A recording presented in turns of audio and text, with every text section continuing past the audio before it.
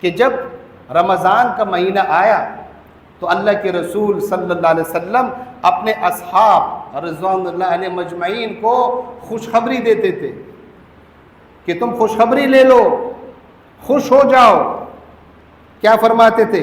قد جاءکم رمضان شہر مبارک، اے میرے صحابہ تمہارے پاس یہ برکت والا مہینہ آ گیا ہے، یہ برکت والا مہینہ، اور اس کی کوئی ایک برکت نہیں، بے شمار برکتیں۔ فرمایا جبریل علیہ السلام آئے تھے اور انہوں نے جب میں نے پہلی سیڑھی پر پاؤں رکھا تو جبریل علیہ السلام نے یہ بد دعا دی، بعدا لمن ادرک رمضان فلم یغفر له، وہ اللہ کی رحمت سے دور ہو جائے، وہ ہلاک ہو جائے، جہنم اس کا ٹھکانہ بن جائے، جس کو رمضان کا مہینہ ملا اور اس نے اپنے رب کو راضی نہیں کیا۔ جب رمضان کی پہلی رات ہوتی ہے، یعنی جیسے ہی رمضان کا چاند طلوع ہوا، صفدت الشیاطین، اللہ تعالیٰ سرکش شیطانوں کو زنجیروں میں جکڑا دیتا ہے، فرشتوں کو حکم دے پکڑ لو ان کو۔ اور اس کا واضح ثبوت یہ مسجدوں کا بھر جانا نمازوں میں، فجر کی نماز، ظہر کی، عصر کی، یہ واضح ثبوت ہے کہ اللہ کے رسول صلی اللہ علیہ وسلم کی یہ حدیث، یہ بات 100% سچ ہے۔ السلام علیکم ورحمۃ اللہ وبرکاتہ۔ ان الحمد للہ نحمده ونستعینه ونستغفره ونعوذ باللہ من شرور انفسنا ومن سیئات اعمالنا، من يهده الله فلا مضل له ومن يضلله فلا هادي له، اشهد ان لا اله الا الله وحده لا شريك له واشهد ان محمدا عبده ورسوله، يا ايها الذين امنوا اتقوا الله حق تقاته ولا تموتن الا وانتم مسلمون، يا ايها الناس اتقوا ربكم الذي خلقكم من نفس واحده وخلق منها زوجها وبث منهما رجالا كثيرا ونساء، واتقوا الله الذي تساءلون به والأرحام إن الله كان عليكم رقيبا، يا أيها الذين آمنوا اتقوا الله وقولوا قولا سديدا يصلح لكم أعمالكم ويغفر لكم ذنوبكم، ومن يطع الله ورسوله فقد فاز فوزا عظيما، أما بعد فإن أصدق الحديث كتاب الله وأحسن الهدي هدي محمد صلى الله عليه وسلم، وشر الأمور محدثاتها وكل محدثة بدعة وكل بدعة ضلالة وكل ضلالة في النار۔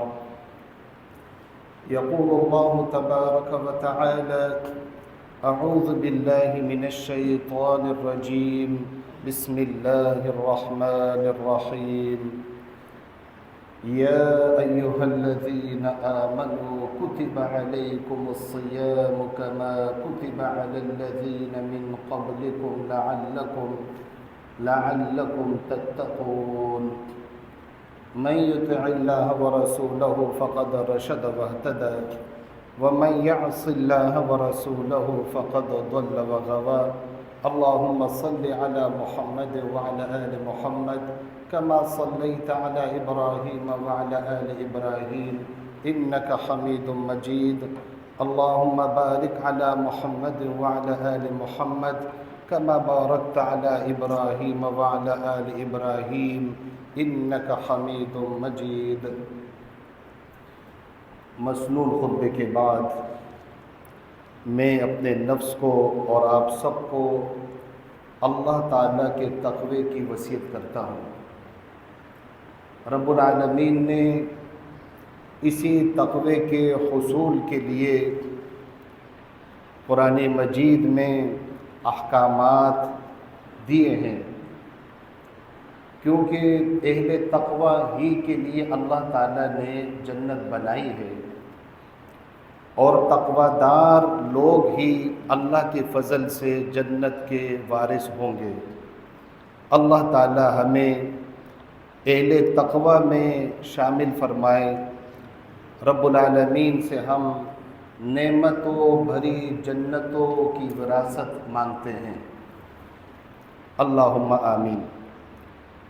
چنانچہ اللہ تبارک و تعالی نے تلاوت کردہ آیت کریمہ 183 میں بھی مومنوں کو تقوی حاصل کرنے کا ایک عظیم نسخہ ذکر فرمایا، ایک عظیم عبادت ذکر فرمائی۔ اس وجہ سے اللہ تعالیٰ نے آیت کے شروع میں فرمایا یا ایھا الذین آمنو، اے ایمان والو۔ جب بھی قرآن مجید میں یہ خطاب آ جائے تو جو بھی مومن ہے وہ اللہ تعالیٰ کے اس حکم کی طرف ہمتن گوش ہو جائے کہ اللہ تعالیٰ ہم سے کیا طلب فرما رہا ہے، اللہ تعالیٰ ہمیں کیا حکم دے رہا ہے، اللہ تعالیٰ ہم سے کیا مطالبہ کر رہا ہے۔ اور یہ ایمان کے تقاضے ہوتے ہیں۔ اس آیت کریمہ میں ایمان کا ایک بہت بڑا تقاضا ذکر کیا گیا، اور وہ ہے ماہ رمضان کے روزے۔ فرمائے روزے تم پر فرض کیے گئے، اور وہ فرض کرنے والا کون ہے؟ اللہ تعالیٰ۔ تو تم ان روزوں میں سستی نہیں کرو، کاہلی نہیں کرو، کیونکہ یہ رب العالمین نے تم پر عائد کیے ہیں، یہ رب العالمین کی تم پر پابندی ہے کہ تم پورے سال میں ایک ماہ کے لیے مخصوص اوقات میں، یعنی طلوع فجر سے لے کر غروب آفتاب تک اللہ کی رضا کے لیے روزہ توڑنے والی چیزوں سے تم پرہیز کرو گے۔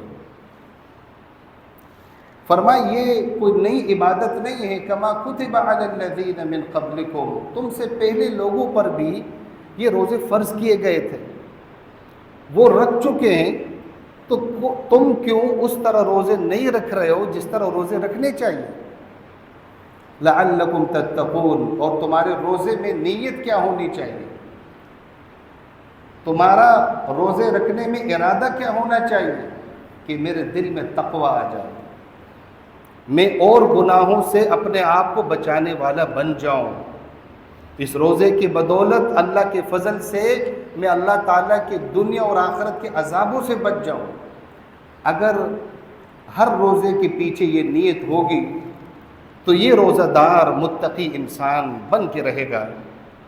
اللہ تعالیٰ اس کو لباس التقوی، تقوی کا لباس عطا فرمائے گا۔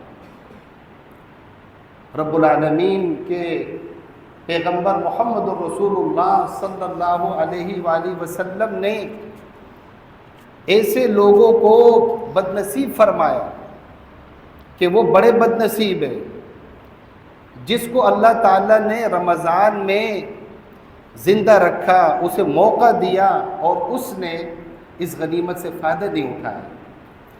یہ حدیث آپ کے سامنے پیش کر رہا ہوں، سیدنا کعب ابن عجرہ رضی اللہ تعالیٰ عنہ سے روایت، اور مستدرک حاکم میں حدیث نمبر 7256 التعلیق من تلخیص الذہبی میں، اور امام طبرانی رحمہ اللہ کبیر میں اس روایت کو لائے۔ ایک دفعہ رسول اللہ صلی اللہ علیہ وسلم نے اپنے اصحاب رضی اللہ عنہ مجمعین کو حکم دیا احضروا المنبر، تم سب ممبر کے پاس جمع ہو جاؤ، اور دوسرا مطلب یہ کہ ممبر میرے لیے لے آؤ۔ چنانچہ رسول اللہ صلی اللہ علیہ وسلم کے حکم کی تعمیل میں ممبر لایا گیا، تمام صحابہ رضی اللہ عنہ مجمعین اس ممبر کے پاس حاضر ہو گئے۔ اللہ کے رسول صلی اللہ علیہ وآلہ وسلم نے پہلی سیڑھی پر ممبر کے پاؤں رکھا اور آپ نے فرمایا آمین، دوسرے پر پاؤں رکھا، فرمایا آمین، تیسرے پر پاؤں رکھا، فرمایا آمین، اور ممبر سے نیچے اتر آئے۔ اب ممبر کی یہ 3 سیڑھیاں ہوتی ہیں۔ رسول اللہ صلی اللہ علیہ وآلہ وسلم ممبر پر جمعے کے خطبات ارشاد فرماتے تھے، اور بسا اوقات عام واعظ و نصیحت نبی صلی اللہ علیہ وسلم ممبر پر بیٹھ کر آپ ارشاد فرماتے تھے، لیکن صحابہ رضی اللہ عنہم اجمعین نے نبی علیہ الصلوۃ والسلام کا یہ عمل دیکھا تو حیران ہو گئے کہ اللہ کے رسول صلی اللہ علیہ وسلم کی صرف ہم نے آمین سنی، اور آمین سے پہلے کیا نبی علیہ الصلوۃ والسلام نے پڑھا ان کو پتہ نہیں چل سکا، کیونکہ وہ عالم الغیب نہیں تھے۔ کیونکہ آمین کا جو لفظ ہے، آمین کا معنی میری التجا قبول فرما۔ اب اس سے پہلے ضروری ہے کہ کچھ دعائیہ کلمات ہو یا کسی بد نصیب کے لیے بد دعا کے الفاظ ہو جس پر یہ آمین کے الفاظ کہے جاتے ہیں۔ رسول اللہ صلی اللہ علیہ وسلم جب اترے تو آپ سے صحابہ رضی اللہ عنہم اجمعین نے پوچھا کہ اے اللہ کے رسول صلی اللہ علیہ وسلم، لقد سمعنا منک اليوم شیئا ما كنا نسمعه، ہم نے آج آپ سے صرف آمین سنی، اس سے پہلے ہم نے آمین نہیں سنی تھی بلکہ آمین سے پہلے دعا کے کلمات سنے تھے، لیکن آج آپ نے صرف آمین آمین 3 مرتبہ ارشاد فرمائی اور آپ نیچے اترے ممبر سے۔ نبی علیہ الصلوۃ والسلام نے حقیقت بتائی، فرمایا جبریل علیہ السلام میرے پاس آئے تھے۔ جبریل علیہ السلام ملائکہ کے سردار سید الملائکہ، محمد صلی اللہ علیہ وسلم سید الرسل سید الانبیاء، نبیوں کے سردار، اور جبریل علیہ السلام کو بھیجنے والا کون؟ اللہ رب العالمین۔ وہ خود نہیں آ سکتے، ان کو بھیجا گیا۔ فرمایا جبریل علیہ السلام آئے تھے، اور انہوں نے جب میں نے پہلی سیڑھی پر پاؤں رکھا تو جبریل علیہ السلام نے یہ بد دعا دی، بعدا لمن ادرک رمضان فلم یغفر له، وہ اللہ کی رحمت سے دور ہو جائے، وہ ہلاک ہو جائے، جہنم اس کا ٹھکانہ بن جائے، جس کو رمضان کا مہینہ ملا اور اس نے اپنے رب کو راضی نہیں کیا، اس نے وہ اعمال نہیں کیے رمضان میں جس سے رب راضی ہوتا ہے، جس سے رب کی مغفرت حاصل ہوتی ہے، جس سے گناہوں کی معافی ملتی ہے، یوں ہی رمضان اس نے گزار دیا فضول کاموں میں، وقت ضائع کیا، نیند میں، لہو لعب میں، موبائل کے استعمال میں، فلموں ڈراموں کے دیکھنے میں، اس نے یہ رمضان جو ہے یہ گزار دیا۔ فلم یغفر لہ، نمازیں اس نے نہیں پڑھی، برائے نام کو اس نے روزہ رکھا، نہ قرآن کی تلاوت کی، نہ اللہ تعالیٰ کے حضور اپنے گناہوں کی معافی کے لیے رویا، فلم یغفر لہ، اس کی مغفرت نہیں کی گئی۔ تو آپ سوچیں ایسا شخص جو روزہ خور ہے، جو شرعی عذر کے بغیر روزہ توڑ رہا ہے، صرف وہ روزہ توڑنے کے گناہ میں مبتلا نہیں ہو رہا ہے، صرف روزہ توڑنے کی سزا اس کو نہیں ملے گی بلکہ یہ بد دعا بھی ہے، اس بد دعا کی زد میں وہ آئے گا۔ تو ایسے شخص کو چاہیے کہ توبہ کرے، اللہ تعالیٰ کی طرف رجوع کرے اور رمضان کے روزے شعور کے ساتھ رکھے۔ فرمایا جب جبریل علیہ السلام نے یہ کلمات کہے تو میں نے کہا آمین۔ دوسری سیڑھی پر جب میں نے پاؤں رکھا تو جبریل علیہ السلام نے یہ فرمایا بعدا لمن ذکرت عنده فلم يصلی علیک، وہ شخص برباد ہو جائے، وہ شخص اللہ کی رحمت سے دور ہو جائے جس کے سامنے آپ کا نام لیا جائے محمد الرسول اللہ کا، اور وہ صلی اللہ علیہ وسلم آپ پر درود نہ پڑھے۔ تو جب بھی محمد سے مراد محمد الرسول اللہ صلی اللہ علیہ وسلم یہ نام لیا جائے تو صلی اللہ علیہ وآلہ وسلم پڑھیں۔ یہ مختصر درود ہے، یا وہ درود جو ہم نماز میں پڑھتے اللہم صلی پورا، اللہم بارک پورا۔ کیوں؟ یہ معمولی نام نہیں ہے، یہ معمولی ہستی نہیں ہے، یہ امام الانبیاء ہے۔ تو جو محمد صلی اللہ علیہ وسلم کے نام کی عزت نہیں کرتا، ان کے فرمان کی عزت نہیں کرتا، ان کے لائی ہوئی شریعت کی عزت نہیں کرتا، قدر نہیں کرتا، اس کی اتباع نہیں کرتا، تو ایسا شخص وہ اللہ کی رحمت سے دور ہے۔ نبی علیہ الصلوۃ والسلام نے فرمایا اس پر میں نے آمین کہا۔ تیسری سیڑھی پر نبی علیہ الصلوۃ والسلام نے فرمایا جب میں نے پاؤں رکھا تو فرمایا جبریل علیہ السلام نے کہ وہ شخص برباد ہو جائے، ہلاک ہو جائے جس نے اپنی زندگی میں اپنے ماں باپ کو بڑھاپے میں پایا یا ان میں سے کسی ایک کو بڑھاپے میں پایا۔ ماں مر گئی، باپ زندہ تھا، یا باپ مر گیا، ماں زندہ تھی، بڑھاپے میں اپنے ماں باپ کو پایا اور اس نے ماں باپ کی خدمت نہیں کی، ان ماں باپ کے ذریعے سے جنت نہیں کمائی، جہنم کمائی اس نے۔ بڑھاپے کا ذکر اس لیے ہو رہا ہے کہ جب ماں باپ جوان ہو وہ اپنے آپ کو سنبھال سکتے ہیں، وہ اپنے آپ کو سنبھال سکتے ہیں، اپنی ضروریات خود پوری کر سکتے ہیں۔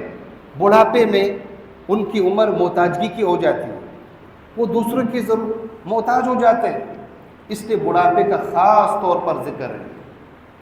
تو جن کے ماں باپ زندہ ہیں وہ اللہ تبارک و تعالیٰ کا یہ احسان مانے کہ رب العالمین نے ان کے سروں پر ماں باپ دونوں یا ان میں سے کسی ایک کا سایہ برقرار رکھا ہے۔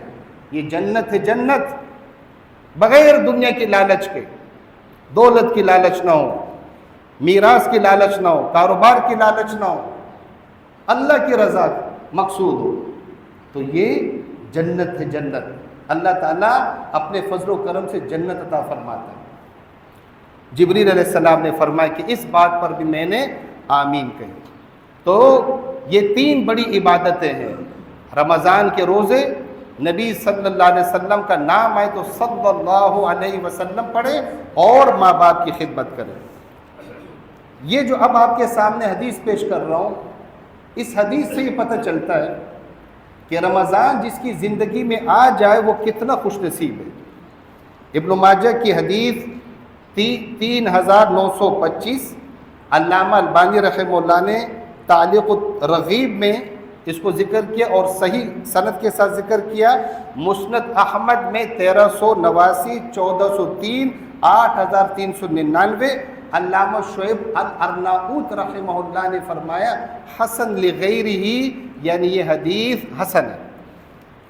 اس حدیث کے راوی طلحہ ابن عبید اللہ رضی اللہ عنہ، اور یہ 10 مبشرہ میں سے، وہ فرماتے ہیں کہ ایک مرتبہ ہم بیٹھے ہوئے تھے، قبیلہ بنی سے 2 شخص نبی صلی اللہ علیہ وسلم کے پاس آئے، اپنے قبیلے سے ہجرت کر کے وہ مدینے آئے تھے اور اسلام قبول کرنے کے لیے آئے تھے۔ ان دونوں دوستوں نے اسلام قبول کیا۔ وقت گزرنے کے ساتھ ساتھ ان میں سے جو ایک دوست تھا، جو ایک مسلم تھا، وہ بڑا پکا مسلم بنا، بڑا دیندار، فرائض کے ساتھ ساتھ نوافل کا بھی اہتمام کرتا تھا، یہاں تک کہ اس نے جہاد و قتال میں حصہ لیا اور اللہ کے راستے میں شہید ہو گیا۔ اس مسلم کی شہادت کے 1 سال تک اس کا دوسرا دوست زندہ رہا۔ دوسرا دوست 1 سال بعد اپنی موت یعنی طبعی موت سے ہمکنار ہوا اور اپنے بستر پر مر گیا۔ سیدنا طلحہ ابن عبید اللہ رضی اللہ تعالیٰ عنہ فرماتے ہیں کہ میں نے خواب دیکھا کہ میں جنت کے دروازے کے پاس کھڑا ہوں، تھوڑی دیر کے بعد کیا دیکھتا ہوں کہ جنت سے ایک فرشتہ آتا ہے اور جو بعد میں اپنی موت مرا اس کو وہ فرشتہ کہتا ہے کہ آپ جنت میں چلے جائیں۔ اذن للذی، اس شخص کو اجازت دی گئی جو بعد میں فوت ہوا۔ اس کی تھوڑی دیر بعد وہ فرشتہ دوبارہ جنت کے دروازے سے نکلتا ہے اور شہید سے فرماتا ہے کہ آپ بھی جنت میں آ جائیں۔ وہ بھی جنت میں چلا جاتا ہے، یعنی جو اپنی موت مرا وہ جنت میں پہلے گیا اور شہید جو وہ بعد میں گیا، گئے دونوں جنت میں، زیادہ عرصہ نہیں گزرا، دونوں گئے جنت میں، کیونکہ مومن تھے اور مومن سے اللہ تعالیٰ نے جنت کا وعدہ کیا۔ سیدنا طلحہ ابن عبید اللہ رضی اللہ تعالیٰ عنہ فرماتے ہیں کہ اس کے بعد وہ فرشتہ میری طرف آیا اور مجھے کہا کہ تم واپس چلے جاؤ، ارجع فإنک لم یأن لک بعد، ابھی تمہارا وقت نہیں آیا، کیونکہ وہ ابھی زندہ تھے نا، وہ تو خواب دیکھ رہے تھے، تو ان سے کہا ابھی تمہارا وقت نہیں آیا، مطلب کہ تم بھی جنتی ہو لیکن اب تم واپس جاؤ۔ فرماتے ہیں جب صبح کو میری آنکھ کھلی، فجر کی نماز ادا کی، تو میں نے اپنے دوستوں سے خواب بیان کیا۔ جس طرح میں حیران ہوا، جن سے میں نے خواب بیان وہ بھی حیران ہوئے، کیونکہ صحابہ رضی اللہ عنہم اجمعین کے نزدیک شہادت فی سبیل اللہ اس کا بہت بڑا اعلیٰ مرتبہ ہے، اور یقینی طور پر جنت کے 100 درجے شہید فی سبیل اللہ کو ملتے ہیں۔ جن کو یہ خواب بیان کر رہے ہیں وہ حیران ہو رہے ہیں، یہاں تک کہ رسول اللہ صلی اللہ علیہ وسلم تک یہ خواب پہنچ گیا۔ نبی علیہ الصلوۃ والسلام نے صحابہ کو طلب فرمایا تم کس بات سے حیران ہو رہے ہو، کس بات سے؟ انہوں نے فرمایا اللہ کے رسول صلی اللہ علیہ وسلم یہ پہلا جو تھا جو شہید ہوا یہ بڑا دیندار تھا اور فرائض کے ساتھ ساتھ نوافل کا بھی اہتمام کرتا تھا، پھر یہ شہید ہوا، اتنا بڑا مقام اللہ تعالیٰ نے اس کو دیا، اور دوسرا وہ اپنی موت مرا اور وہ جنت میں پہلے گیا۔ نبی صلی اللہ علیہ وسلم نے کیا فرمایا؟ اللہ کی وحی کی روشنی میں فرمایا الیس قد مکث ھذا بعد سنۃ، یہ جو شہید ہوا اس کے 1 سال تک یہ دوسرا زندہ رہا کہ نہیں رہا؟ صحابہ نے فرمایا کہ ہم نے کہا ہاں 1 سال تک یہ زندہ رہا۔ نبی صلی اللہ علیہ وسلم نے فرمایا وَأَدْرَكَ رَمَضَانَ فَصَامَ، تو اس کی اس زندگی میں یعنی اس 1 سال میں رمضان بھی آیا ہوگا، اس نے روزے رکھے، رمضان آیا روزے رکھے۔ دیکھیں تو یہ رمضان زندگی میں آنا یہ بہت بڑی غنیمت ہے، ہمارے پاس کوئی گارنٹی نہیں ہے کہ آنے والے رمضان تک ہم جئیں گے، کچھ پتہ نہیں چلتا۔ تو اس طرح ہم روزے رکھیں جس طرح گویا کہ یہ ہماری زندگی کے آخری روزے ہوں، یہ ہماری زندگی کا آخری رمضان ہو، جس طرح نماز ایسی پڑھنی چاہیے کہ یہ میری زندگی کی آخری نماز ہے، اس طرح ہر عبادت میں خشوع خضوع اور اللہ کی طرف توجہ پیدا ہوگی۔ پھر نبی صلی اللہ علیہ وسلم نے فرمایا کیا اس پورے سال میں اس نے کتنے سجدے کیے ہوں گے؟ کتنے سجدے، کتنی نمازیں اس نے پڑھی ہوگی؟ تو نبی صلی اللہ علیہ وسلم نے فرمایا اس وجہ سے اللہ تبارک و تعالیٰ نے اس کو جنت دی، اگرچہ شہید فی سبیل اللہ کو بھی اللہ تعالیٰ نے یعنی تھوڑی دیر بعد جنت میں بلا لیا، ایسا نہیں کہ اس کو جنت سے باہر رکھا، لیکن یہ شخص جنت میں پہلے گیا۔ تو میرے بھائیوں جو حدیث میں نبی صلی اللہ علیہ وسلم نے فرمایا کہ 1 سال اس نے کتنی نمازیں پڑھی ہوگی، تو اس کا بھی حساب لگا لیں کہ 365 دن ہوتے ہیں، 365 دن، اور دن رات میں 5 نمازیں فرض ہے، تو یہ 1825 نمازیں ہو گئی۔ پھر ہر نماز میں مؤکد سنتیں اور فرض رکعت کو لے کر 32 رکعت بنتے ہیں، جو مؤکدہ سنتیں ہیں اور فرض ہیں۔ تو آپ جب اس کو وہ کریں گے میرے بھائیوں تو یہ کتنے بنتے ہیں؟ 58,400 رکعت، 58,400 رکعت، یہ نوافل کے علاوہ ہے۔ پھر ہر رکعت میں 2 سجدے ہوتے ہیں، تو اس طرح سجدے 1,16,800 سجدے بنتے ہیں۔ تو نبی صلی اللہ علیہ وسلم نے جو فرمایا کہ اس سال اس کی زندگی میں رمضان آیا اور اس نے کتنی نمازیں پڑھی، تو اسی لیے زندگی کو غنیمت جانے موت سے پہلے، صحت کو غنیمت جانے بیماری سے پہلے۔ کوئی کام نہیں ہے، آپ تلاوت یعنی نہیں کر پا رہے ہیں، آپ تھک گئے، تو سبحان اللہ الحمدللہ، اس میں تو اتنی کوئی دقت نہیں ہوگی۔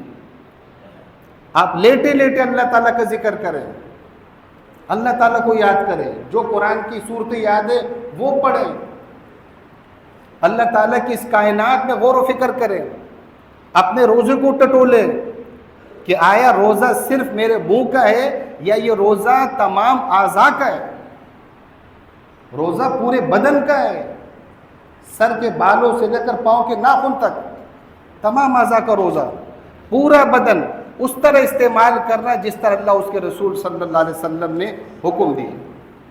میرے بھائیوں یہ بڑی مبارک راتیں، بڑی مبارک لمحات ہیں۔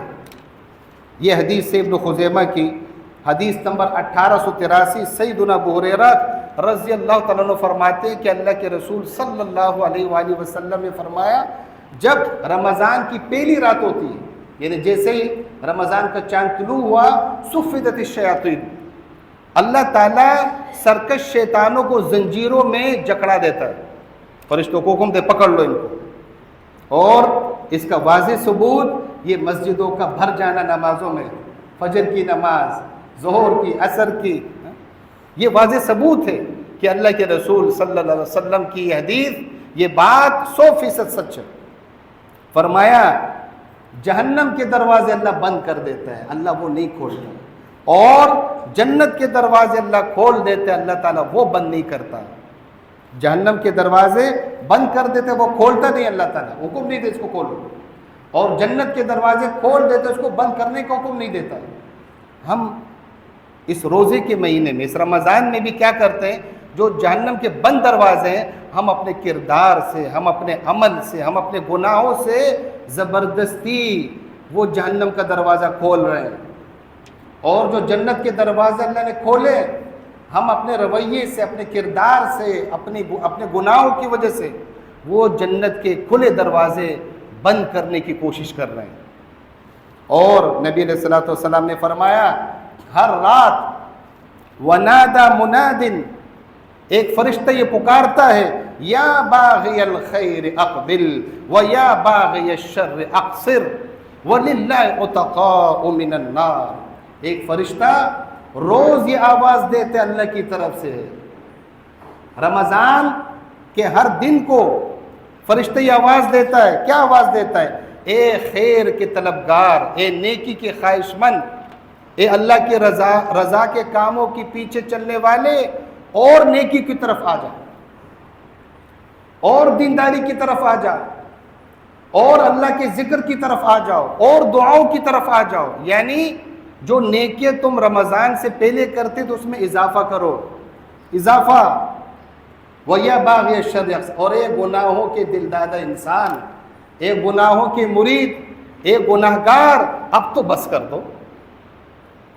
کہ تم یہ کہتے تھے شیطان نہیں چھوڑتا، تو شیطانوں کو تو اللہ نے جکڑ دیا، تم اتنے کمزور ہو گئے ہو کہ اللہ کے لیے تم وہ چھوٹے چھوٹے شیطانوں کا مقابلہ نہیں کر سکتے۔ جو یاد رکھیں، جو رمضان میں چھوٹے شیطانوں سے مار کھا گیا، رمضان کے بعد بڑے شیاطین اس کو چت کر دیں گے۔ اور رمضان کی ہر رات اللہ تبارک و تعالی جہنم سے لوگوں کو آزاد فرماتا ہے۔ اس لیے یہ نصیحت یاد رکھیں۔ اب اس پر ہمارا ایمان ہے، اس فرشتے کی آواز ہم نے سنی ہے؟ نہیں سنی، ہم نہیں سن رہے، لیکن ہم چونکہ مسلم ہیں، ہم ایمان بالغیب رکھتے ہیں۔ نبی صلی اللہ علیہ وسلم نے فرما دیا، اگرچہ وہ آواز وہ ہم نے نہیں سنی، لیکن یہ آواز تو سن لی نا جو حدیث میں ہے، یہ آواز تو سن لی، اس لیے ہمیں اس پر یقین ہونا چاہیے، ایمان ہونا چاہیے کہ فرشتہ آواز دے رہا ہے، آواز دے رہا ہے۔ خوش نصیب ہے وہ جو فرشتے کی اس آواز پر لبیک کرے۔ اور اس اعلان کے لیے اس فرشتوں کو کس نے بھیجا؟ اللہ رب العالمین۔ تو گویا اس فرشتے کی اگر اس آواز پر ہم لبیک نہیں کہتے تو گویا ہم اللہ تعالیٰ کی اس دعوت کو ٹھکرا رہے ہیں، اور اللہ تعالیٰ کی دعوت ٹھکرانی نہیں چاہیے۔ اسی طرح مصنف ابن ابی شیبہ میں روایت حدیث نمبر 8959 ہے، سیدنا ابو ہریرہ رضی اللہ عنہ فرماتے ہیں کہ جب رمضان کا مہینہ آیا تو اللہ کے رسول صلی اللہ علیہ وسلم اپنے اصحاب رضوان اللہ علیہ مجمعین کو خوشخبری دیتے تھے کہ تم خوشخبری لے لو، خوش ہو جاؤ۔ کیا فرماتے تھے؟ قد جاءکم رمضان شہر مبارک، اے میرے صحابہ تمہارے پاس یہ برکت والا مہینہ آ گیا ہے، یہ برکت والا مہینہ، اور اس کی کوئی ایک برکت نہیں، بے شمار برکتیں۔ اس دنیا میں ہمیں ہمیشہ نہیں رہنا ہے، ہمارا جو اصل گھر ہے، ہماری جو اصل منزل ہے، جو ہماری اصل ہمیشہ والی زندگی ہے، وہ تو موت کے بعد شروع ہوتی ہے۔ تو نبی صلی اللہ علیہ وسلم خوشخبری دیتے تھے، فرماتے تھے قد جاءکم رمضان شہر مبارک۔ تو کیا ہم اس مہینے کا اس طرح دل سے استقبال کر رہے ہیں؟ جو روزے ہم نے رکھ رہے ہیں اور جو اللہ کی توفیق سے رکھیں گے، تو کیا ہم نے ان روزوں کا حق ادا کیا؟ اس رمضان میں ہم اللہ تعالیٰ کے سامنے کتنا روئے؟ ہم میں سے کون کون ہے جس نے کس کس گناہ پر اللہ تعالیٰ سے معافی مانگی؟ یاد رکھیں، یہ رمضان ہماری زندگی کا ٹرننگ پوائنٹ ہونا چاہیے. یہ انقلاب لانے والا مہینہ ہے کہ ہمارے دلوں میں انقلاب آ جائے.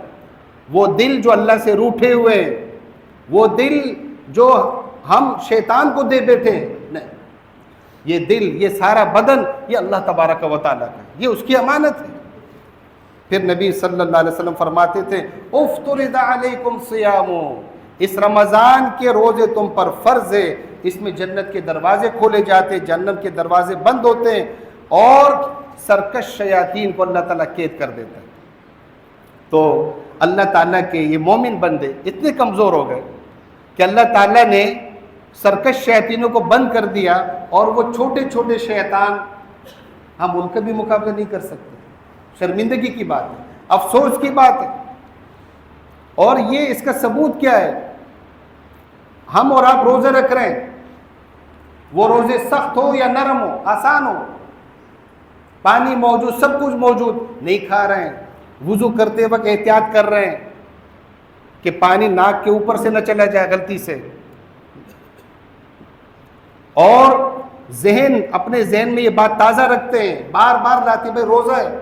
یہ کیا؟ یہ ایمان ہے. یہ اس بات کا ثبوت ہے کہ آپ کے دل میں ایمان ہے، آپ کا ایمان اللہ پر ہے، آپ یہ ایمان رکھتے ہیں کہ اللہ تعالیٰ آپ کو دیکھ رہا ہے. میرے بھائیو، اس حدیث میں جو مصنف ابن ابی شیبہ کی روایت ہے، صحیح سند کے ساتھ فرمایا یہ ایسا مہینہ تم پر آیا کہ جس میں ایک رات ہے لیلۃ القدر، جو 1000 مہینوں سے بہتر ہے. یہ وہ مکمل حدیث آپ کے سامنے پیش کر رہا ہوں. یعنی 1000 مہینے 83 سال 4 مہینے اس سے بھی بہتر ہے. فرمایا من حرم خیرہا فقد حرم، جو رمضان کی لیلۃ القدر سے محروم ہو گیا، شب قدر سے محروم ہو گیا، وہ ہر خیر سے محروم ہو گیا.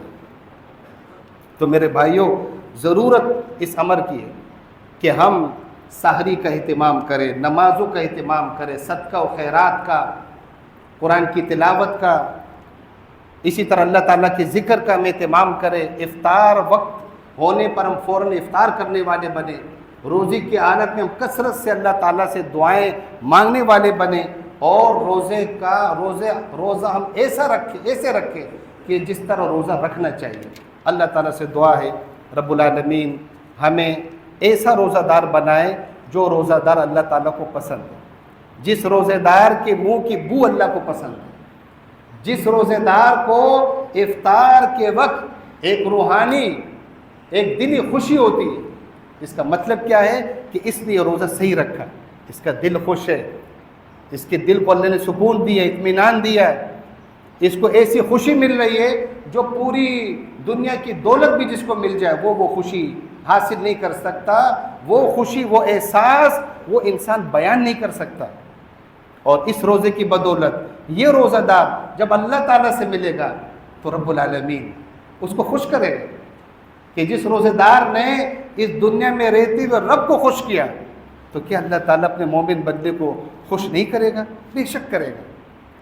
اللہ تبارک و تعالیٰ سے صالح اعمال کی توفیق مانگتے ہیں. آمین. بارک اللہ فیکم وصلی اللہ علی رسول النبی الکریم.